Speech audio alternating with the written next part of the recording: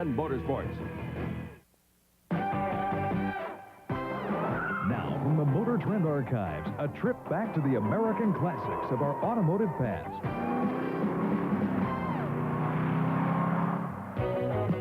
America in those fabulous post-war Cold War 50s. A time when security could mean everything from a better family bomb shelter to a safer family car. Back in the mid-50s, safety and solid construction sold a lot of Nash Ramblers. Here's a new idea in safety. Double-strength, single-unit body. Stronger, safer, completely rattle-proof. American Motors Corporation rode along on its reputation of safety, sensibility, and fuel economy through the 50s and even into the wild and youthful 60s. Here's the problem. In the late 60s, younger buyers could care less about sensibility and fuel economy. They wanted power. The solution? A muscle-bound little sports car called the AMX. They were trying to build an image, trying to build some showroom traffic. This is how they tried to do it. The 1968 AMX was a radical production detour for AMC, but a necessary direction, since other car makers were racking up sales with muscle cars from the Chevy Chevelle to the Mustang Shelby GT.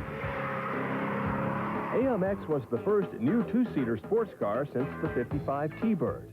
But was it a sports car or was it a muscle car? The answer is yes. It was 12 inches shorter than its big brother pony car, the Javelin, and it boasted even more power. In fact, this AMX had a big power plant for such a tiny car.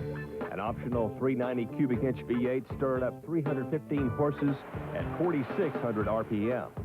It had a 4-barrel carb, dual exhaust, heavy-duty suspension, and positive traction rear.